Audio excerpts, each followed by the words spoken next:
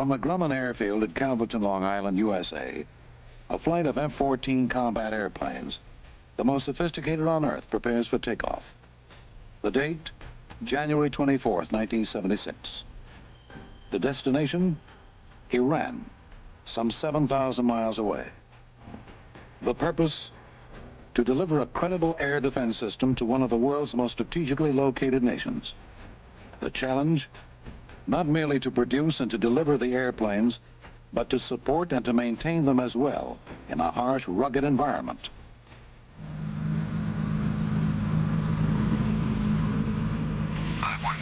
Ground cruising plane that you look good and you can take position in on the runway at your discretion and you're held for release.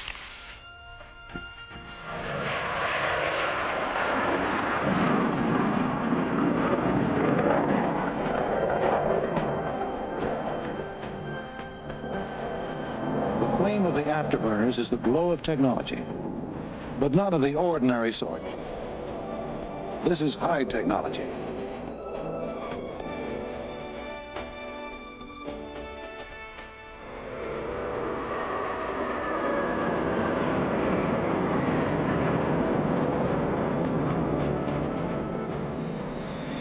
Technology, as we've all come to realize, is no simple matter. Even as it fills certain needs, it raises an inevitable challenge. And the higher it moves, the greater the challenge it creates.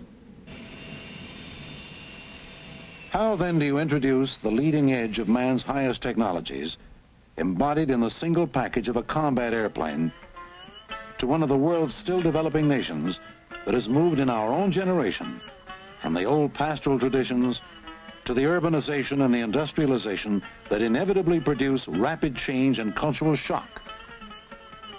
Iran, 7,000 miles from the United States, sits at the crossroads of different and differing nations. To her east, the Indian subcontinent. To her west, the Arab world. To her north, the Soviet Union. To her south, the Persian Gulf and the Indian Ocean. These warm waters Russia has coveted since the days of the Tsar. Iran's oil pays for her rapid urbanization and industrialization. But neither Iran nor any other country can buy high technology with money alone. It must also invest her human capital in the specific training and eventual understanding that technology imposes.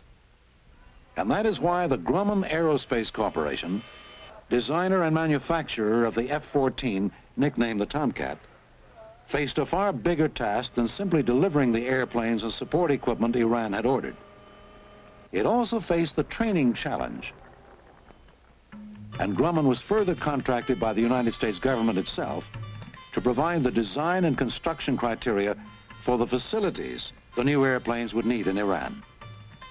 This involved, first of all, a new Iranian air base that was to rise from scratch, in toto from the desert floor itself, just outside the major city of Isfahan, in the center of Iran, as well as modifications and improvements to existing air bases in Tehran and Shiraz. This would mean, in time, truly enormous air defense logistics, involving the delivery of 80 F-14s and huge quantities of supporting hardware and training equipment, certain major modifications to the airplanes themselves by Grumman personnel, and many other endeavors to support the program. It would all mean, in a matter of months, the installation of truly up-to-date facilities for Iran's air defense, hangars and supply depots, operation, maintenance and training facilities at various bases.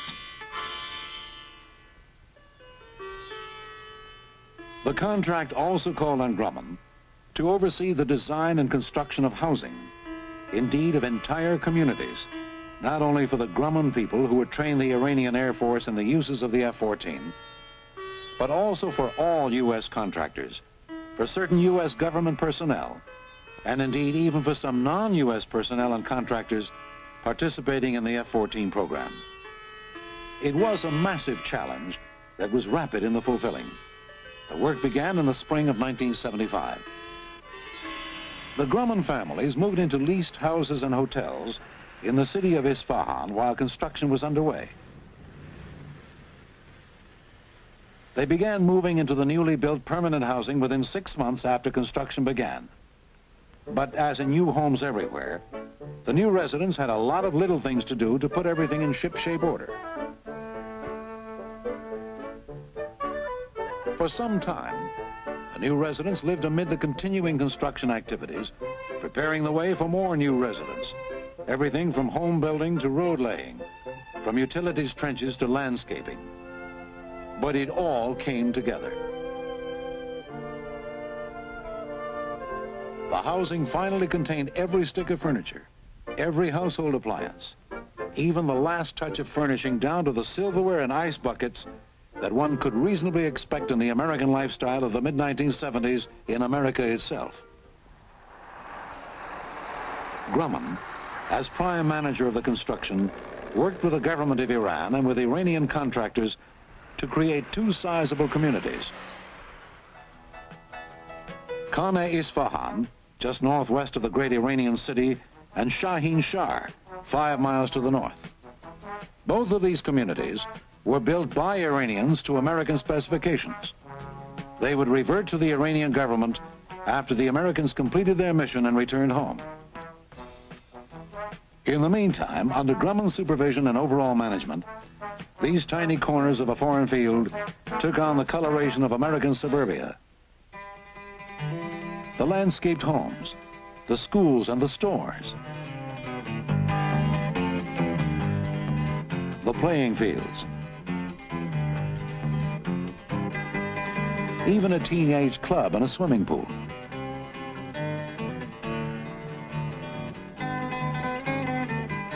The schools themselves, from kindergarten through high school, had certified American teachers with experience in the United States as well as abroad.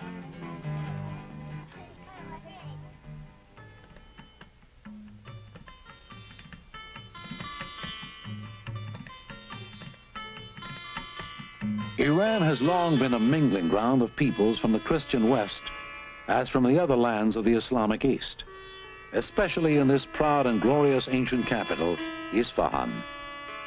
The Grumman people felt an honest fascination before this rich and ancient culture that flourished long before the Christian era, this Persia that is now Iran.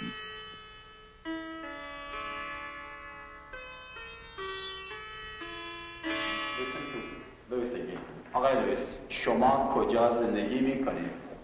من اصفهان زندگی میکنم. Very good. Their father is a farmer. Their father there. No translation. English. Louder. There always has been, and perhaps always will be, a lot for East and West to learn about one another. But there is no greater bond than the shared interests and aspirations toward the better life through the work of the world. Excellent. Iranians and Americans came to know and to like one another, perhaps to the surprise of both. Both of our peoples, we all came to discover, are well worth knowing, and a little cultural shock is good for anyone. I just got a phone call from Mrs. White out in Hazar Jarib on Manny Street. With a rainstorm last night, they've had extensive damage to the house. So I would like to go over there and evaluate the damage, but I want to meet the landlord there. Yeah. Would you call him up, please, and see if he can meet us there? Yes, sir. Thank you.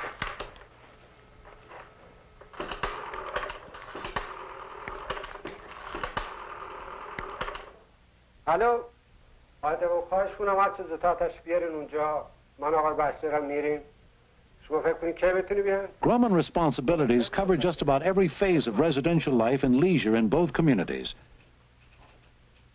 From basic utilities, transportation, communication, medicine, education, and recreation, to the ongoing liaison with Iranian businesses and government that made for a smooth-running operation. But the prime Grumman support responsibility was the detailed, painstaking creation of a corps of trained Iranian personnel who would, in time, become the masters of the high-technology airplane, even though most of them had only a high school education and no particular background in any of the various technologies that come together in the F-14. In the manual mode. And then we can start the switch and put the cover back on. Here then, at Khatami Air Base just outside Isfahan, the Iranian Air Force began the journey toward mastery of the Grumman F-14 Tomcat air superiority fighter interceptor, an airplane of all climes and all seasons, built to the pounding rigors and strains of hard carrier landings, and equally adaptable to the driest of dry land, the harsh desertscape of southwestern Asia. An airplane good enough to spot and track an enemy far beyond the range of any other fighter's radar. Good enough to send 6 missiles against 6 targets, while tracking 24 other targets at the same time. Targets dozens, scores, even 100 and more miles away. Good enough, in short, to defeat any threat from any other fighter, from any supersonic bomber, from a cruise missile itself, from mere feet above the sea or the land to 100,000 feet, nearly 20 miles above the earth. But the airplane, the visible, tangible hardware itself, would be incomplete without the invisible, intangible human aspect that goes with it. Understanding, mastery of aircraft, as indeed of all technology, must begin with the basics. But even the basics at this upper exacting level of technology are a collective challenge of a high order. The one word that sums up the thousands of parts that must function as separate systems in this single flying and fighting airplane is maintenance. Maintenance for the airframe itself, and for the thousands of moving parts that must perform precisely and instantaneously on command of the men who fly the airplanes, and for the computerized radar, navigational and weapon systems the pilot and the weapons systems operator deploy in flight and in combat. We try to get as many people qualified as we can so we can show that eventually they're going to take over all aspects of the job. The goal that we have is we're trying to work ourselves out of a job. The goal we had was to work ourselves out of a job, but not just in maintenance training, also in training the pilots and the weapon systems operators, the 2-man crews who take the F-14s aloft on their missions. There is a lot, not simply to learn, but to master down to the ultimate detail. Given the challenges of flight itself, especially in combat, what you learn here has to become second nature, which is something more, something far more profound than simply learning the facts. The background of the Iranian pilot is either from F-5s or F-4s. The average flight time is approximately 800 hours, some with as many as 2,000 hours in the F-5. A typical mission will comprise a 2-ship flight, and that, of course, would be 4 people. The brief for that mission will ordinarily start about 2.5 hours before flight time. The brief will last about an hour or an hour and 15 minutes. We fly for approximately an hour and 45 minutes. A 2-ship flight would take off individually, rendezvous about 100 miles southeast of the base. We have familiarization flying, basic instrument flying, cross-country flying, radar intercept flying, basic fighting maneuvers, and air-to-air gunnery. And we have 4 in-flight refueling flights for each student. We have a number of IIF instructor pilots and WSOs. There is always an instructor pilot in the front seat of an airplane that there's a student WSO. We would approach one another using the radar and using the tactics that we've been taught.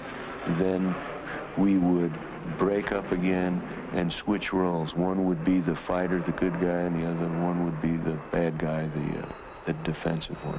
Having done that for about 25 to 30 minutes, we would rendezvous again. We would come back as a flight of 2 and a VFR or instrument approach. We'd then go back to the squadron area, take off our overflight gear, and then go back to the briefing room and debrief the flight. Tell the student what he did right, and what he did, what we think he did wrong, and what can be done to correct it. The debrief is probably the most important portion of the flight. And the F-14 is a fine weapon system, and they can handle it. And they're going to get better as the time goes on. Is going to whip up and whip down and possibly hit the aircraft. That's one thing to remember. Okay, and the second thing we want to remember is the skip roping effect.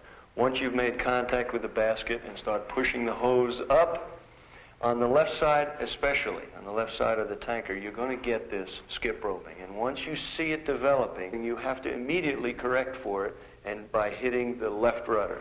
Skid the aircraft over this way and make the line taut, and it'll stop the skip roping. If you don't do that, what's going to happen is it's going to get worse and worse and worse and could snap off the probe.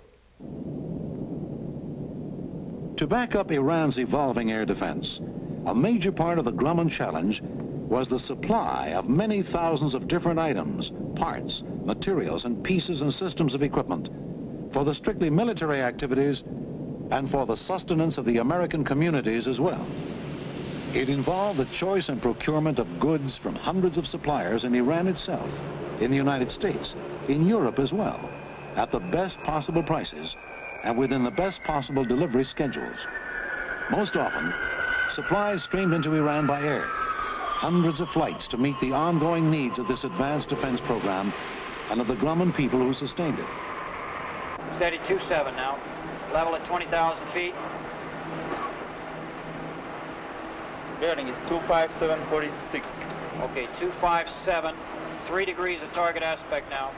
Bogey speed about 400. Thus, the Grumman principle, the Grumman idea, not simply to market and to sell, but to support the purchaser of any and all Grumman products and systems throughout the world. Master test to light, fire, and instrument check. Going to press start procedures. Wing shift circuit breakers put. Engine crank left. Moving the controller stick in the cockpit forward, this would go 10 degree trailing edge down, the maximum.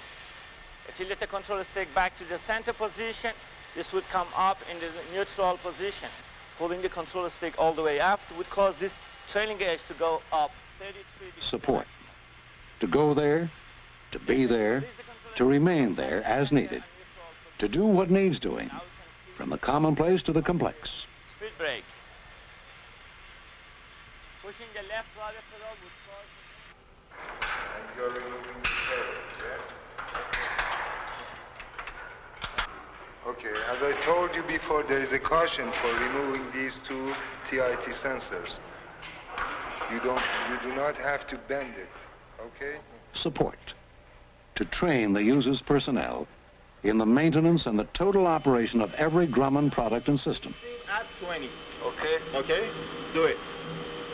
I'm bringing the mixer. Okay, now go to emergency mode. Just raise the bar, okay? Support. Executive project management of the aspects, the details, and the surrounding context to introduce Grumman products and systems anywhere on Earth. Support.